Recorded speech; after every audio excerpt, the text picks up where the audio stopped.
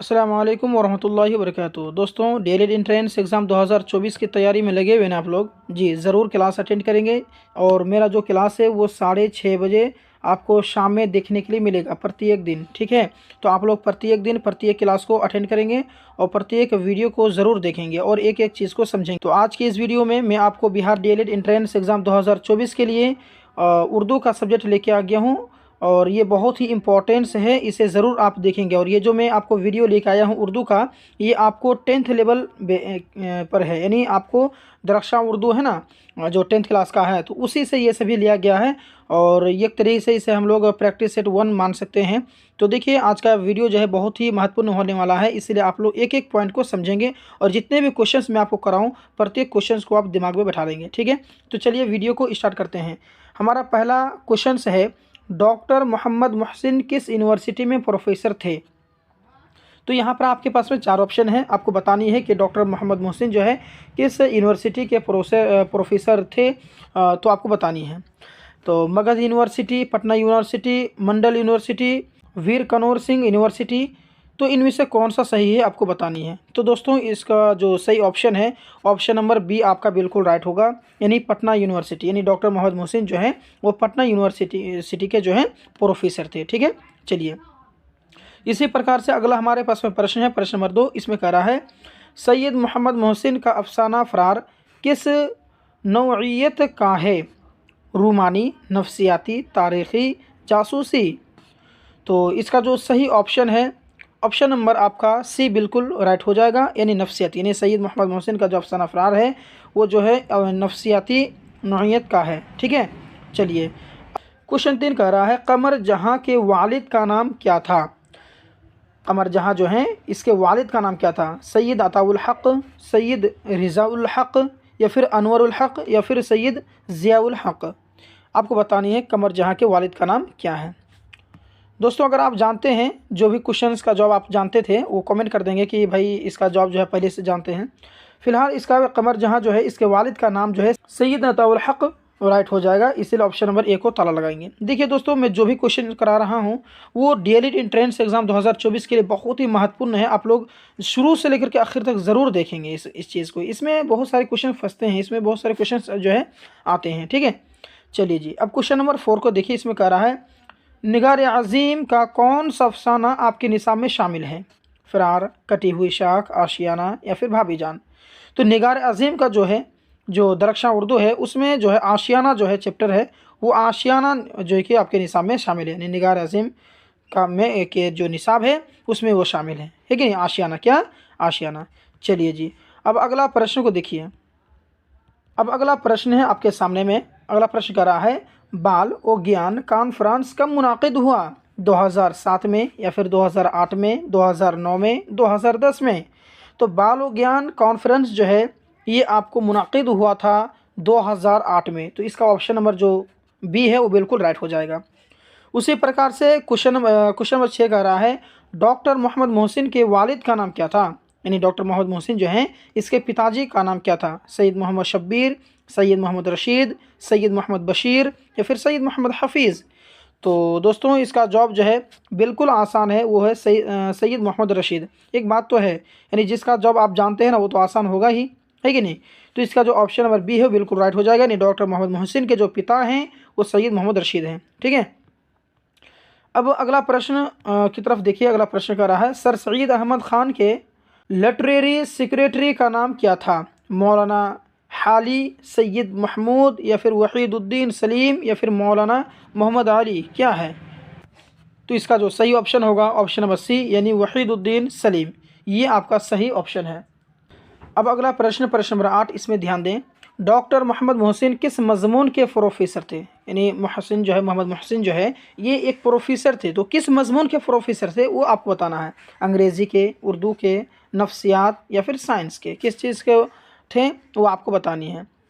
तो दोस्तों, जो डॉक्टर मोहम्मद मोहसिन हैं वो आपको नफ्सियात जो है, नफ्सियात इसके प्रोफेसर थे, नफ्सियात के प्रोफेसर थे। ठीक है नहीं? तो अब अगला प्रश्न देखिए, प्रश्न नंबर 9, इसमें कह रहा है, अब्दुल मुगनी की पैदाइश बिहार के किस ज़िला में हुई? अब्दुल मुगनी जो हैं तो इसकी जो पैदाइश हुई बिहार में हुई, तो बिहार में किस ज़िला में हुई? पटना में, औरंगाबाद, गया, भागलपुर, किस ज़िला में हुई? तो आपको बतानी है। तो देखिए, अब्दुल मुगनी की पैदाइश जो है बिहार के औरंगाबाद ज़िले में हुई थी, तो इसीलिए इसका ऑप्शन नंबर जो है बिल्कुल भी राइट होता है। अब आपके सामने में नेक्स्ट प्रश्न है, प्रश्न नंबर 10। इसको ध्यान से पढ़ें आप। क्वेश्चन नंबर 10 का रहा है, निसाब में शामिल अफसाना भाभी जान किसकी तख्लीक है, यानी भाभी जान जो है वो किसकी तख्लीक है, अब्दुल मुगनी की, यानी इसको कौन लिखा है। भाभी जान जो चैप्टर है दरख्शां में, किसने लिखा? अब्दुल मुगनी ने, सुहेल अजीम आबादी, अख्तर और यनवी, या फिर प्रेमचंद, किसने लिखी है? तो इसका जो सही ऑप्शन है दोस्तों वो हो जाएगा सुहेल अजीम आबादी। निसाब में शामिल अफसाना भाभी जान जो है वो किसकी तख्लीक है? तो सुहेल अजीम आबादी, उन्होंने ही इसको लिखा है। क्वेश्चन नंबर 11 को देखिए। क्वेश्चन नंबर 11 क्या कह रहा है? क्वेश्चन 11 कह रहा है कि नज़म हमद में किसकी तारीफ़ की गई है, यानी नज़म हमद में, हमद जो है वो हमद में किसकी तारीफ़ होती है? खुदा की, रसूल की, औलिया इकराम की, या फिर साहबा इकराम की? तो एक बात मैं आपको बता देता हूँ दोस्तों कि जो हमद है ना, हमद में खुदा की तारीफ़ की जाती है, ठीक है। और जो नज़म होता है ना, नज़म में किसी की भी तारीफ़ आप ले लें, जैसे अल्लाह और उसके रसूल के अलावा। और जो नात होती है, नात में आपको बता देता हूँ, नात जो होती है ना उसमें रसूल की होती है, और हम्द जो है वो खुदा की तारीफ़ होती है। बात को समझ लिए? चलिए जी, अब अगला प्रश्न की तरफ देखिए। प्रश्न नंबर 12। प्रश्न नंबर 12 में क्या कह रहा है कि आगा हशर कश्मीरी का ताल्लुक़ किस सनफ़ से है? शायरी, ड्रामा, अफसाना, तनक़ीद। तो इसका जो ऑप्शन नंबर बी है ना बिल्कुल राइट होगा, यानी आगा हशर कश्मीरी का ताल्लुक़ जो है वो ड्रामा से है, ठीक है। कि किस सनफ़ से है? तो ड्रामा सनफ़ से है, तो इसका ऑप्शन नंबर बी बिल्कुल राइट हो जाएगा। क्वेश्चन नंबर 13 में कह रहा है कि शबनम कमाली जो है वो किस ज़िला में पैदा हुई है? शबनम कमाली जो है वो किस ज़िला में पैदा हुई है? मधुबनी में, सीतामढ़ी में, दरभंगा, या फिर मुजफ्फरपुर? आपको बतानी है। तो देखिए, शबनम कमाली जो हैं वो आपका सीतामढ़ी में पैदा हुई थी। किस में? सीतामढ़ी में। इसलिए उसका जो ऑप्शन नंबर बी है वो बिल्कुल भी राइट हो जाएगा। अब अगला प्रश्न है, प्रश्न नंबर 14। इसमें क्या कर रहा है, ध्यान से पढ़िए। कह रहा है कि आर्यभट्ट ने किस साइंसदान की रहनुमाई की थी? आर्यभट्ट ने किस साइंसदान की रहनुमाई की थी? आपका ऑप्शन, 4 ऑप्शन है, चारों ऑप्शन में से किसकी मदद की थी आपको बतानी है। तो देखिए, आर्यभट्ट ने जो साइंसदान की रहनुमाई की थी वो आपका है पाइथागोरस। कौन है? पाइथागोरस। तो इसका ऑप्शन में भी बिल्कुल आपका राइट हो जाएगा। अब अगला प्रश्न आपके सामने है, प्रश्न नंबर 15। इसमें कह रहा है कि बोसानम किस का शायरी मजमुआ है? लुत्फ़ुर्रहमान, सुहेल अज़ीम आबादी, शौक़ नीमवी, या फिर हसन नईम? तो बोसानम ये आपका लुत्फ़ुर्रहमान का है, इसलिए इसका ऑप्शन नंबर ए बिल्कुल राइट हो जाएगा। क्वेश्चन नंबर 16 में कह रहा है नज़ीर अहमद की पैदाइश कब हुई? नज़ीर अहमद उसकी पैदाइश कब हुई? आपके सामने 4 ऑप्शन है, 1835 ईस्वी, 1836 ईस्वी, 1838 ईस्वी, या फिर 1837 ईस्वी? तो नज़ीर अहमद की जो पैदाइश है वो आपका 1836 ईस्वी, यानी इसका ऑप्शन नंबर बी बिल्कुल राइट होगा। अब नेक्स्ट सवाल आपके सामने में है। इसमें कह रहा है गालिब की वालिदा का क्या नाम था? गालिब जो हैं, गालिब के वालिदा का क्या नाम था? आपके सामने ऑप्शन है, मेहरुन्निसा बेगम, या फिर इज़्ज़तुन्निसा बेगम, असमतुन्निसा बेगम, या फिर उफ़्फ़तुन्निसा बेगम? तो गालिब की वालिदा का जो नाम था वो इज़्ज़तुन्निसा बेगम, यानी आपका ऑप्शन नंबर बी बिल्कुल राइट होगा, यानी इज़्ज़तुन्निसा बेगम नाम था। नेक्स्ट सवाल को ध्यान से समझेंगे, बहुत ही इंपॉर्टेंस है। इसमें क्या कह रहा है देखिए, 18 नंबर में है, वह लोग पढ़ते हैं, इस जुमला में पढ़ते हैं कौन फेल है? फेल का मतलब होता है काम, यानी कोई भी काम होना या करना समझा जाता है उसे हम लोग फेल कहते हैं। तो वह लोग पढ़ते हैं, तो पढ़ते हैं कौन सा है?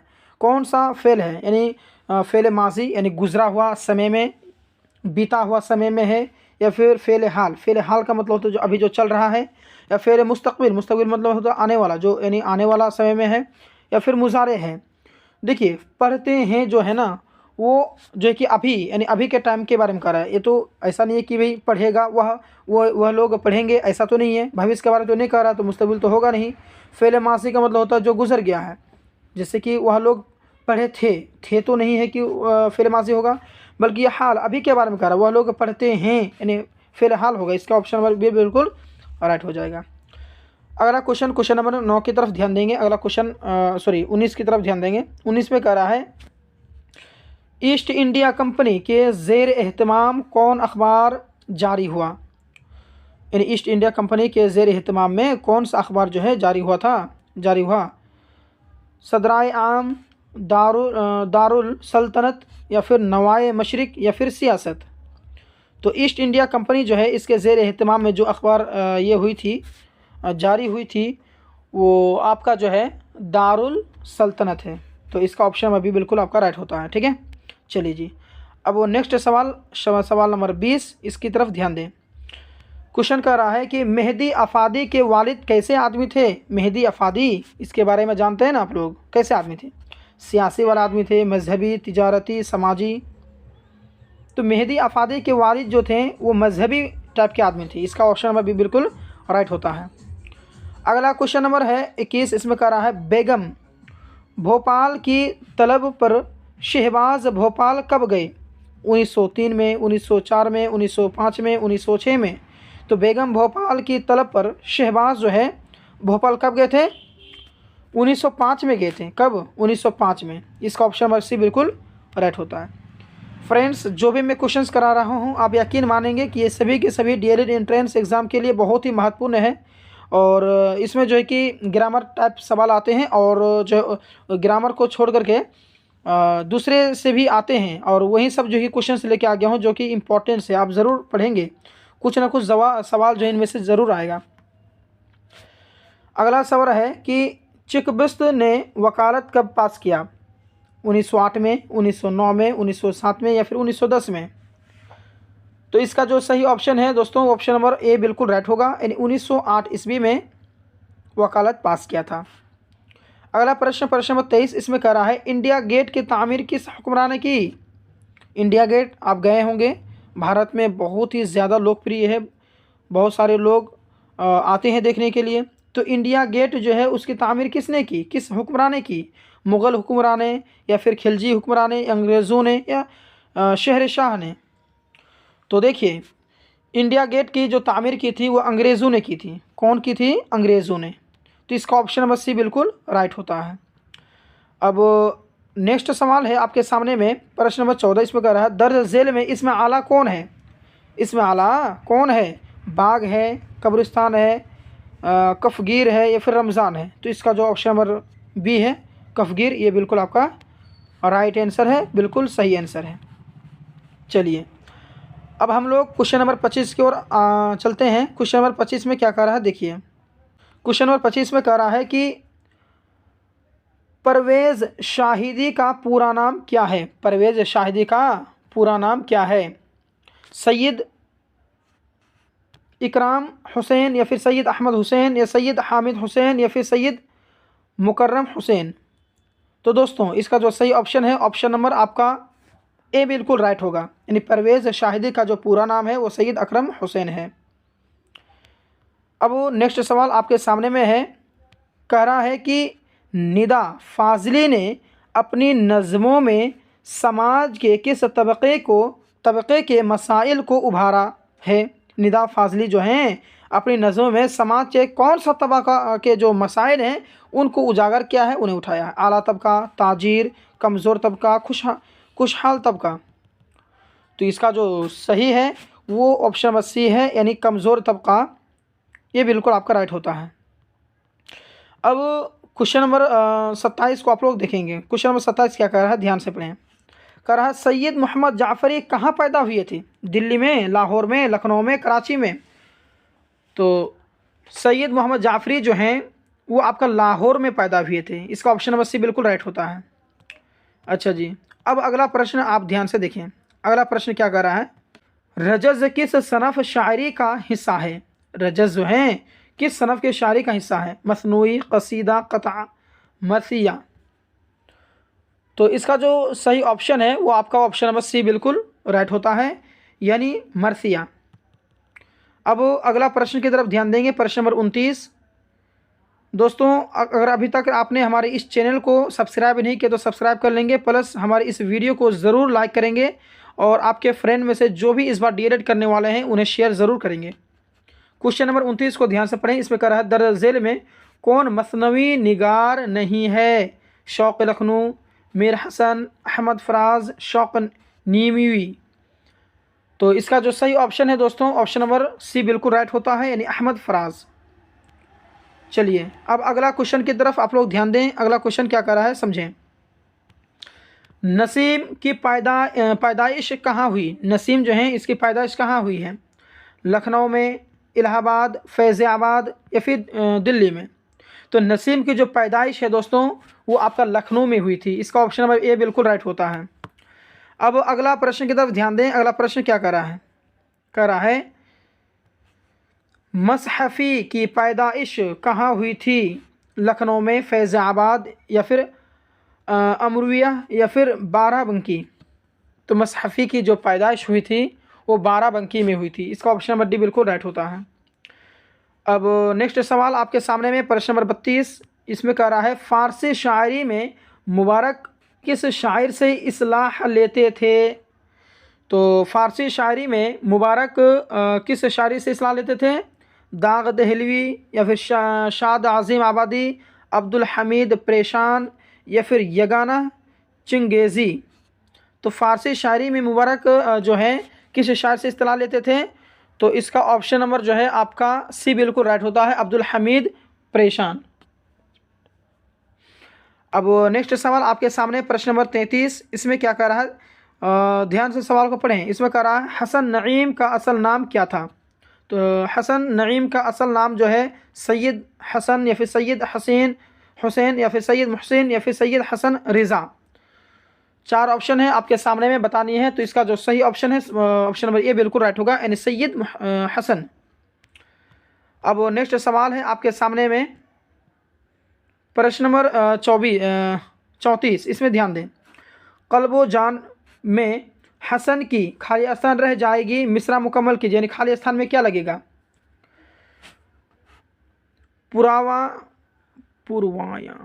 पुरवाया या फिर पुरछाया या फिर गहरियाँ या फिर रुसवाया। तो इसका जो सही ऑप्शन है दोस्तों वो ऑप्शन नंबर सी बिल्कुल राइट हो जाएगा। अब लास्ट सवाल है दोस्तों, ये ऑप्शन क्वेश्चन नंबर जो है 35 है। इस वीडियो का लास्ट सवाल है, इसे ध्यान से पढ़ें। इसमें कह रहा है इरफान सिद्दीकी का इंतकाल कब हुआ? इरफान सिद्दीकी बहुत ही ज़्यादा फेमस हैं, इसके बारे में आपको पता होनी चाहिए। 2003 में इसका इंतकाल हुआ था, 2004, 2006, 2005। तो दोस्तों इसका जो सही ऑप्शन है ऑप्शन नंबर बी बिल्कुल राइट हो जाएगा, यानी इरफान सिद्दीकी का जो इंतकाल हुआ था 2004 ईस्वी में हुआ था। दोस्तों मैं अभी आपको जो है क्वेश्चन 1 से लेकर के आपको मैंने क्वेश्चन नंबर 35 तक कराया। अब आप मुझे कमेंट करेंगे कि ये जो मैं क्वेश्चन आपको कराया हूँ तो इनमें से कौन सा सवाल आपको आता था, किसका जवाब आप जानते थे। अगर आपने इस वीडियो को अभी तक सब्सक्राइब नहीं किया है तो प्लीज़ चैनल को सब्सक्राइब कर लेंगे और अपने दोस्तों में ज़रूर इस वीडियो को शेयर करेंगे। मिलते हैं नेक्स्ट वीडियो में। धन्यवाद।